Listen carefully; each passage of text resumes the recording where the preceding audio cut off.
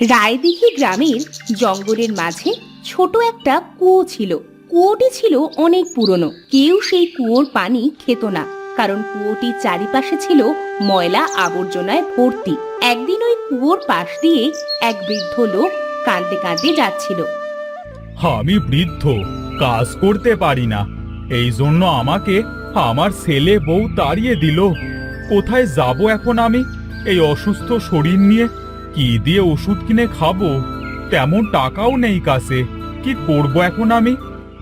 এমন সময় বৃদ্ধ একটা পাখিকে কুয়োর ওপরে বসে থাকতে দেখে। তোর মতো যদি আমি পাখি হতাম, তাহলে হয়তো আমায় এত কষ্ট করতে হতো না। দাদু, তোমাকে দেখে তো মনে হচ্ছে তোমার শরীর অনেক খারাপ। এ কি, তুই কথা বলতে পারিস? কি সুন্দর করে কথা বলছিস রে তুই। হ্যাঁ গো হ্যাঁ, আমি কথা বলতে পারি। এই কুয়োর পানি খেয়ে আমি মানুষের মতো কথা বলতে পারি। এই কুয়োর ময়লা পানি তুই খেয়েছিস? কত পুরনো এই কুয়ো! এই কুয়োটা ময়লা দেখলে কি হবে? এই কুয়োর পানি কিন্তু অনেক সুস্বাদু। এই কুয়োর পানির অদ্ভুত গুণও আছে। কি গুণ আছে এই পানির? কেউ যদি তার কোনো মনের ইচ্ছে নিয়ে পানি পান করে, তাহলে তার সেই ইচ্ছে পূরণ হয়ে যায়। এই কুয়োর পানি পান করলে আমি সুস্থ হয়ে যেতে পারবো? কেন পারবে না? এই পানি মানুষের মধ্যে সব ধরনের রোগ দূর করতে পারে।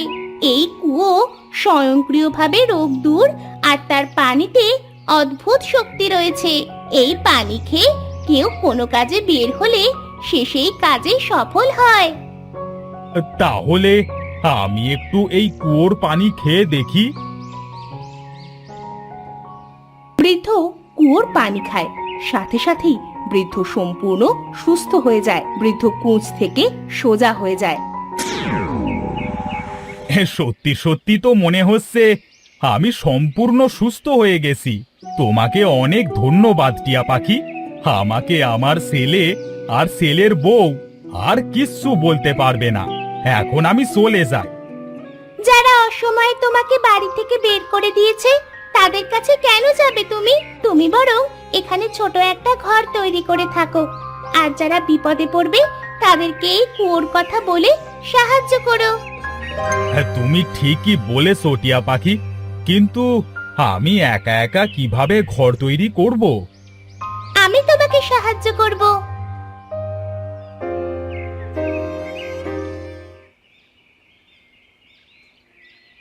বৃদ্ধ আর পাখি মিলে কুয়োর পাশে ছোট একটা ঘর তৈরি করে সেখানেই থাকতে শুরু করে। এরপর কিছুদিন কেটে যায়। হঠাৎ একদিন রেহেনা কাঁদতে কাঁদতে জঙ্গলের সেই কুয়োর কাছে আসে। আমি বাঁচতে চাই না, আমি মরে যেতে চাই। আমি কালো, এজন্য আমার বিয়ে হচ্ছে না। সকলে আমাকে অপমান করে। আমি কালো, এতে আমার কি দোষ? আজ আমি এই কুয়োতে ঝাঁপ দিব। আরে, আমি পানিতে না ডুবে পানিতে ভেসে উঠলাম কিভাবে? পানিতে ডুবতেছি না কেন আমি? আমি কালো, সেজন্য কি পানিও আমাকে ঘৃণা করছে? এটা কি কত সুন্দর দেখতে লাগছে!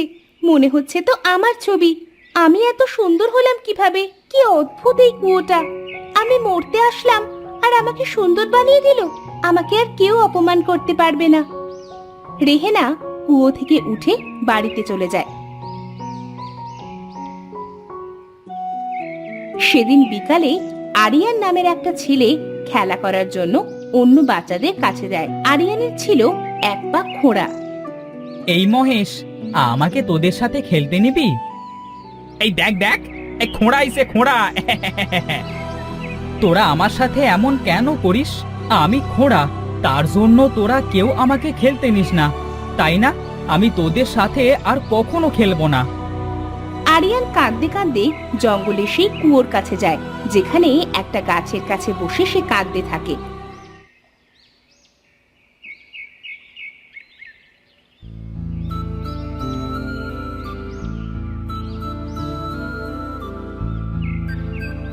কি দাদু ভাই, তুমি কাঁদছো কেন? আমি খোঁড়া, তার জন্য কেউ আমাকে খেলতে নেয় না, সবাই আমাকে তাড়িয়ে দেয়। তাই বুঝি? তুমি কেঁদো না, আমি তোমাকে একটু পানি দিচ্ছি, এই পানিটুকু খেয়ে নাও, দেখবে তুমি সম্পূর্ণ সুস্থ হয়ে গেছো। সত্যি বলছেন আপনি? তখন সবাই আমাকে খেলতে নেবে? কেন নেবে না? খেলতে অবশ্যই নেবে।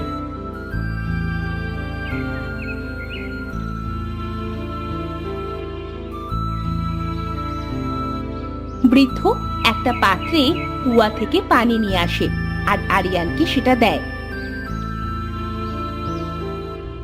তুমি এই পানিটুকু খেয়ে নাও দাদু ভাই, দেখবে তুমি ঠিক হয়ে গেছো। আরিয়ান পানিটুকু খায় আর সাথে সাথে আরিয়ান সুস্থ হয়ে যায়।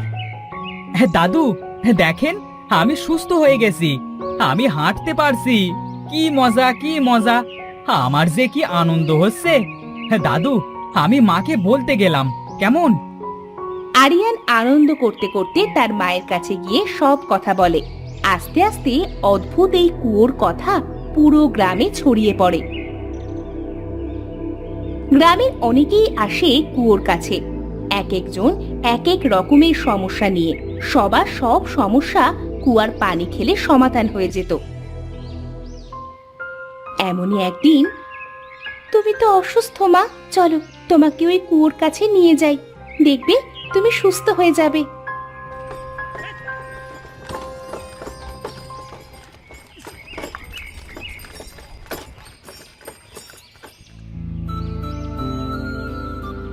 এই কুয়ো, আমার মাকে সুস্থ করে দাও না, আমার মায়ের শরীর খুব খারাপ, মা ছাড়া যে আমার কেউ নেই।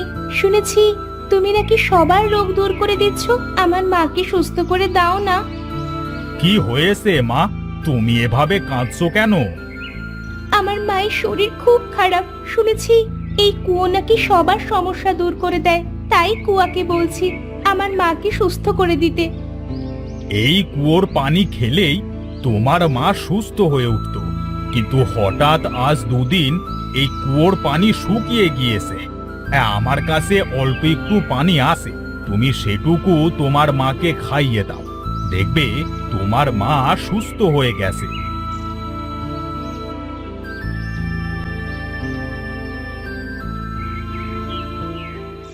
ঘর থেকে একটু পানি এনে বৃদ্ধ রুহির কাছে দেয়।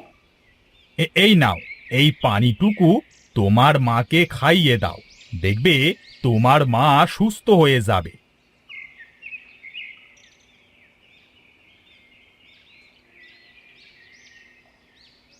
দাদু, আমার মা তো সুস্থ হলো না, এখন কোথায় নিয়ে যাব আমার মাকে?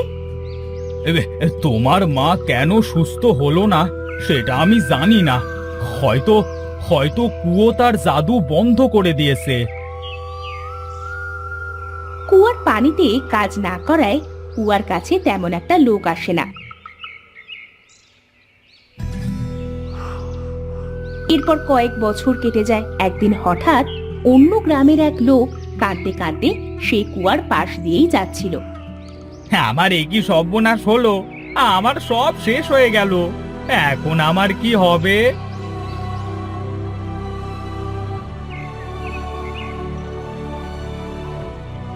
কি হয়েছে বাবা, তুমি এভাবে কাঁদছো কেন? আমার বাড়িতে আগুন ধরে গেছে, আমার যে সব শেষ হয়ে গেল, এখন আমি কি করব? আমি যে খুব গরিব, বাড়িটা সারা যে আমার কিছুই নেই। আগের মতো যদি এই কুয়োয় পানি থাকতো তাহলে হয়তো তোমাকে সাহায্য করতে পারতাম, এখন তো এই কুয়োয় পানি নেই, কি করে সাহায্য করব তোমাকে? সাহায্য করবার সাথে এই কুয়োর কি সম্পর্ক চাচা? এটা কোনো সাধারণ কুয়ো নয় বাবা, এটা এক অদ্ভুত কুয়ো।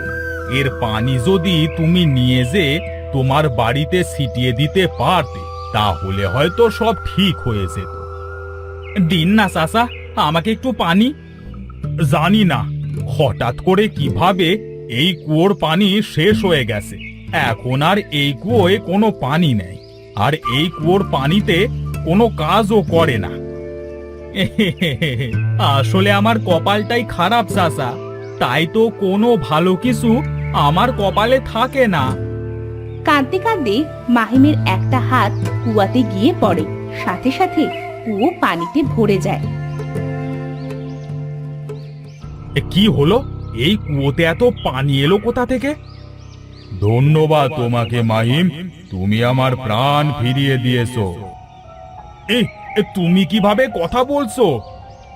আমি কথা বলতে পারি। এতদিন আমি ঘুমন্ত অবস্থায় ছিলাম কারণ কিছু অসৎ চোর আমার কুয়ো থেকে পানি চুরি করে নিয়েছিল অসৎ কাজে লাগাবে বলে। তখন থেকেই আমার কুয়োর সব পানি শুকিয়ে গেছে।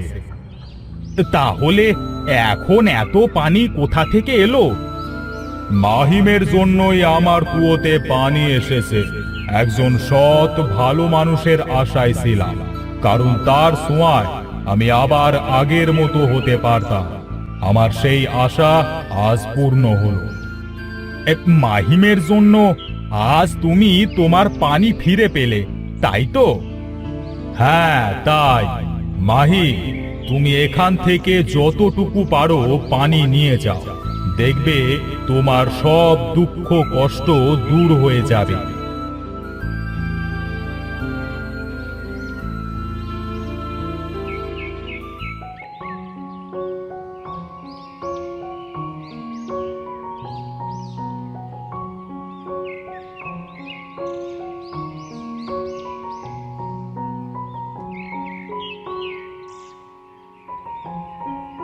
এরপর থেকে আবারও কারো কিছু দরকার হলে বা কেউ অসুস্থ হলে অদ্ভুত কুয়োর কাছে এসে তার পানি খেয়ে বা নিয়ে তাদের সমস্যা দূর করত।